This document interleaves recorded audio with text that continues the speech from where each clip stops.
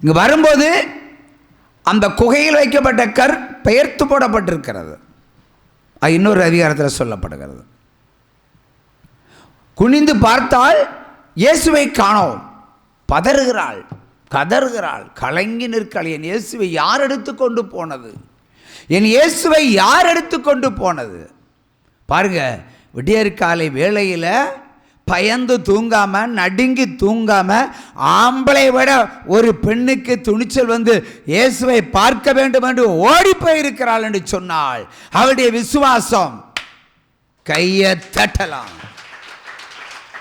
எவ்வளவு பெரிய விசுவாசம்! ஆரோக்கியம் உள்ள விசுவாசம் அவளிடத்தில் இருக்கிறார். அவர் எதை குறித்தும் பயப்படவில்லை. பிலாத்தை குறித்து கலங்கவில்லை, யூதர்களை குறித்து நடுங்கவில்லை. என் இயேசுவை பார்க்க வேண்டும் என்பதற்காகவே விடியற்காலையில் ஓடி அவர் இல்லாத நாளை திகைத்து போய் நிற்கிறார். நம்ம எல்லாம் இயேசுவை பார்க்கறதுக்கு எத்தனை முறை துடிச்சிருப்பீங்க? இயேசுவை பார்க்கணுன்னு எத்தனை பேர் ஆசைப்பட்டிருக்கீங்க?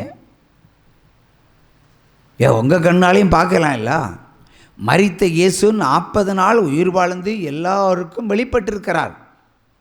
எல்லோரும் பார்த்திருக்கிறார்கள். இயேசு கிறிஸ்துவ ஒரு இடத்துல சொல்வார், நான் கலிலேக்கு போகிறேன், என் சகோதரர்கள் அங்கே வர சொல்லு, அங்கே என்னை காண்பார்கள். என் சகோதரர்கள் அங்கே வர சொல்லு கலிலேயாவுக்கு, அங்கே வரேன், என்னை காண்பார்கள். ஏன் உங்களை பார்க்க முடியாதா? வானத்தையும் பூமியையும் உண்டாக்கின சர்வ வல்லவரை நீங்களும் பார்க்க முடியும். நம்புறங்க சூப்பராக கையை தட்டுங்க.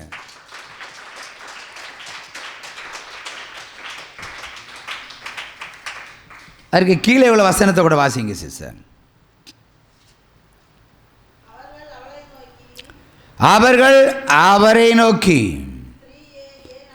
ஸ்திரீயே நீ ஏன் அழுகிறாய்? அதற்கு அவள், என் ஆண்டவரை எடுத்துக்கொண்டு போய்விட்டார்கள், அவர் வைத்தவிடம் எங்கு கொண்டு சென்றார்கள் என்று எனக்கு தெரியவில்லை என்று தூதனிடத்தில் இந்த மகள் பேசுகிறாள். அவர் விசாரித்த பொழுது நெக்ஸ்ட், இவைகளை சொல்லி பின்னாக திரும்பி இயேசு நிற்கிறதை கண்டாள். ஆனாலும் அவரை இவள் இயேசு என்று அறியாமல் இருந்தாள். தொடர்ந்து வாசிங்க. இயேசு அவளை பார்த்து, ஸ்திரீயே ஏன் அழுகிறாய்? யாரை தேடுகிறாய்? அவள் அவரை தோட்டக்காரர் என்று எண்ணி, ஐயா, நீர் இயேசுவை எடுத்துக்கொண்டு போனது உண்டானால் அவர் வைத்த இடத்தை எனக்கு சொல்லும், நான் போய் அவரை எடுத்துக்கொண்டு வருவேன் என்று சொல்லுகிறாள். பாருங்க, எவ்வளவு பக்தி, எவ்வளவு விசுவாசம், எவ்வளவு அற்புதம்! ஹல்லேலூயா! உற்சாகமா கையை தட்டலாம். ஒரு பெண்ணுக்கு இருக்கிற ஒரு அன்பு, தேவன் மேல் வைத்திருக்கிற அன்பு ஒரு ஆணுக்கு இல்லை.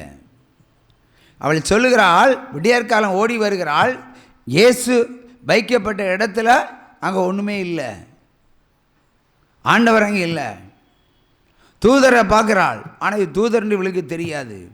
தூதர் இடத்துல விசாரிக்கிறாள், என் இயேசுவை, என் ஆண்டவரை காணவில்லை, யாரோ திருடிட்டு போயிட்டாங்க, அவருக்கு பாடியை திருடிட்டு போயிட்டாங்க, வைத்த இடம் தெரியவில்லை. ஆனால் பின்னாடி ஒரு ஆள் நிற்கிறாரு, ஆனால் இயேசுவின் ஒளி தெரியல. அப்போ தோட்டத்தினுடைய காவலாளி என்று நினைத்து, ஐயா, என் ஆண்டவரை காணவில்லை, நீ எடுத்துக்கொண்டு எங்கேயாவது பதுக்கி வைத்திருந்தா சொல்லுங்க, நான் போய் தேவனை எடுத்துக்கொண்டு வருகிறேன், அப்போ ஒரு பிணத்தை எடுத்துக்கொண்டு வருகிறேன்னு சொல்கிற அளவுக்கு எத்தனை விசுவாசம் கொட்டி கிடக்கிறது! கையை தட்டி மகிமைப்படுத்துவோம். அல்லேலூயா, அல்லேலூயா. அப்பொழுது ஆண்டவர் அவளை பெயர் சொல்லி அழைக்கிறார் இல்லையா? உடனே அவள் திரும்பி பார்த்து ரபூனி என்றார். அதற்கு போதகரே என்ற அர்த்தம். இயேசுவை முதலால் கண்ட பாக்கியம் அந்த பெண்மணிக்கு கிடைத்திருக்கிறது. உற்சாகமா மரித்த பிறகு இயேசு கிறிஸ்துவை முதலாக பார்த்த பாக்கியம் ஒரு பெண்ணுக்கு தான் கிடைத்திருக்கிறது, ஆணுக்கு கிடைக்கவில்லை. எவ்வளவு அந்த மகள் உயிரோடு இருக்கும்போது இயேசு கிறிஸ்துவை எந்த அளவுக்கு அவன் நேசித்து இருக்கிறாள், எந்த அளவு அன்பு வைத்திருக்கிறாள். ஒரு ஆணுக்கு இல்லாத ஒரு துணிச்சல். அதிகார வர்க்கங்கள் இயேசுவை தேடுகிறவர்களை சிறையில் போடுவதற்கு தேடிக்கொண்டிருக்கிறது.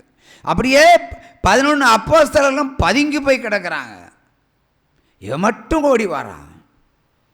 எவ்வளோ துணிச்சலாக கேட்குறாள், என் இயேசுவை தூக்கிக்கிட்டு போய் உண்டானாள், இருக்கிற இடத்த காட்டுங்க. ஏன் தூக்கிட்டு போன்னு கேட்கல, அந்த பாடியை காட்டுங்க, நான் எடுத்துக்கிட்டு வர்றேன். எவ்வளோ நம்பிக்கை, உயிருள்ள நம்பிக்கை என்பது இதுதான். அதே மாதிரி உங்கள் விசுவாசம் எப்படி இருக்க வேண்டும்? அல்லேலூயா, அல்லேலூயா. உயிருள்ள விசுவாசம் வேண்டும், உண்மையான விசுவாசம் வேண்டும். அல்லேலூயா. இது உண்மையான விசுவாசம். அவருடைய மரணத்தை கூட இவளால் ஏற்றுக்கொள்ள முடியவில்லை. ஆனாலும் டெட் பாடியை பார்த்தாலே போதும் என்று சொல்லி டெட் பாடியை பார்க்கவே துடித்தாள். ஆனால் டெட் பாடியை பார்க்க துடித்தவளுக்கு தேவன் ஜீவனோடு நின்று மரியாளே என்று பெயர் சொல்லி அழைத்த தேவன் நம்ம தேவன், நல்ல தேவன், ஜீவனுள்ள தேவன். ஊக்கமா கரவோசை தட்டி தட்டி அல்லேலூயா, அல்லேலூயா, அல்லேலூயா. ஆகவே நம்ம விசுவாசத்தோடு நம்ம தேடினா மரியாளுக்கு தென்பட்ட தேவன் நமக்கும் தென்படுவார் என்பதில் சந்தேகம் இல்லை. அல்லேலூயா. அடுத்தபடியாக உங்களுக்கு பிரியமான வேத வசனத்தை சொல்லலாம்.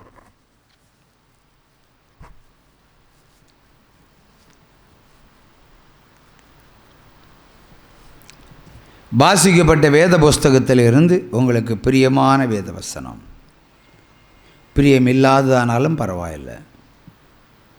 ஒருவர் 8வது வசனம், முந்தி கல்லறைக்கு வந்த மற்ற சீஷனும் அப்பொழுது உள்ளே பிரவேசித்து கண்டு விசுவசித்தான். அவர் மரித்தோரிடத்திலிருந்து எழுந்திருக்க வேண்டும் என்கிற வேத வாக்கியத்தை அவர்கள் இன்னும் அறியாமல் இருந்தார்கள்.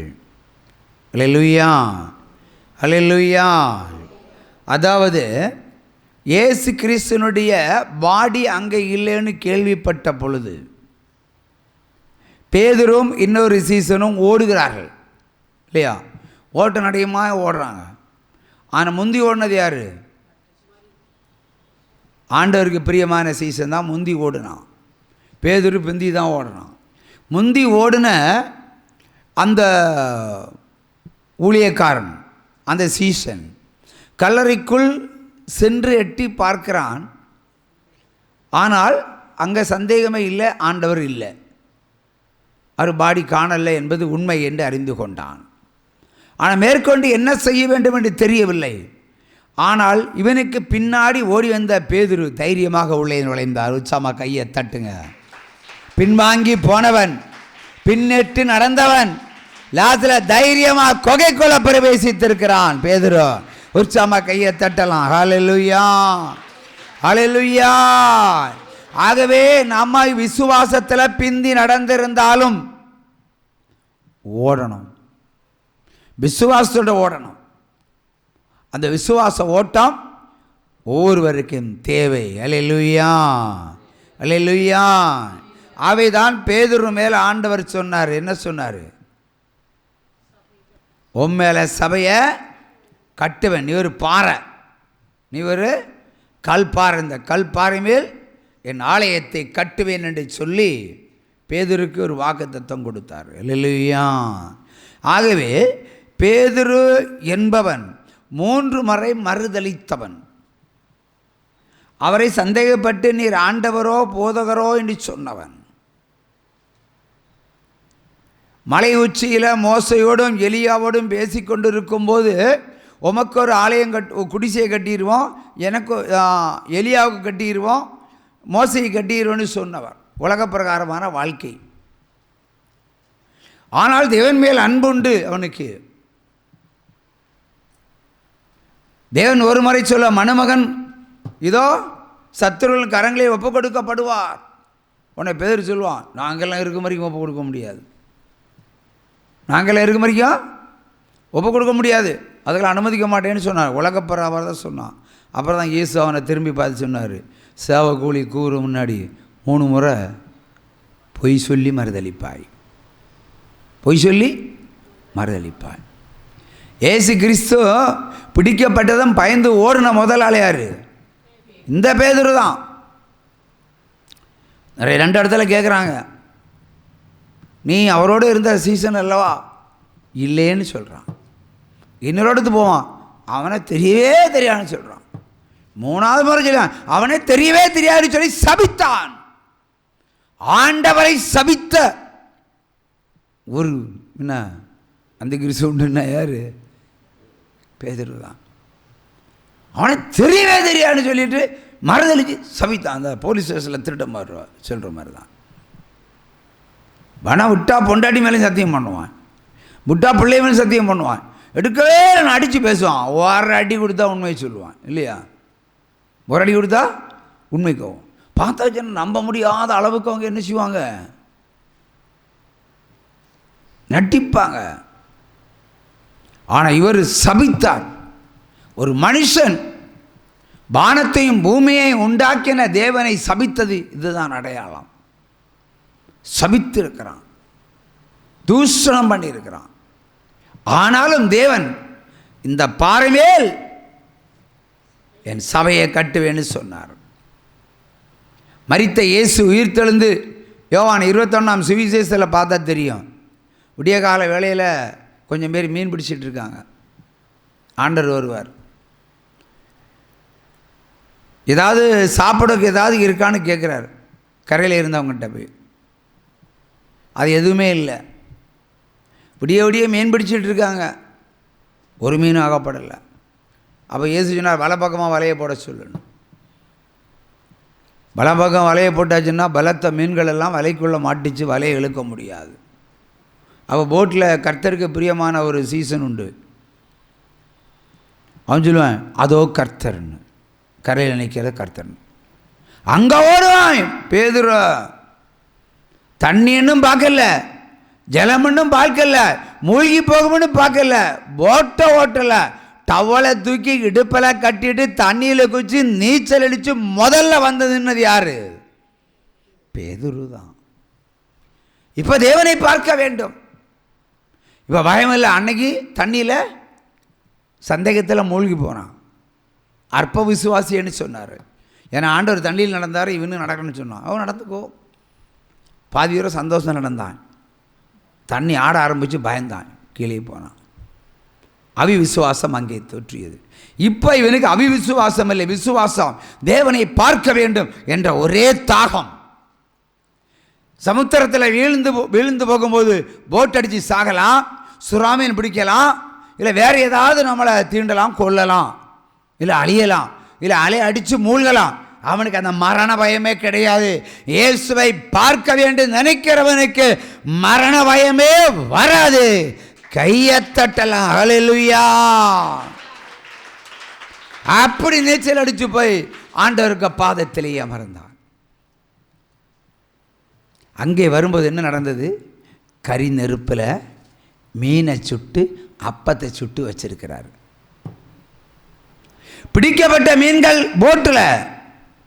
அவர் முதல்ல கேட்குறாரு, சாப்பிட ஏதாவது இருக்கான்னு கேட்குறாரு. ஒன்றும் இல்லைன்னு சொல்கிறான். அவள் இப்போ எப்படி வந்தது மீன்? இப்போ அப்பம் எப்படி வந்தது? பசியோடு இருந்த போட்டில் இருந்த பயணிகள் கரைக்கு வரும்போது இவளுக்கு சாப்பாடு கொடுக்க வேண்டும் என்பதற்காக அதிசய தேவன் அதிசய அப்பத்தையும் மீனையும் சுட்டு கொண்டு இருந்தார். சமையல் வேலை பார்த்துட்டு இருந்தார். பரலோகத்து போவதற்கு முன்பாக 40 நாட்களுக்குள்ள நடந்த சம்பவம். தேவன் தன் ஜனம் பசியோடு இருப்பதை சகித்து கொள்ளக்கூடாது என்பதற்காக இல்லாத மீனை அவர் உருவாக்கி அப்பத்தையும் மீனையும் சுட்டு வைத்திருந்தார்.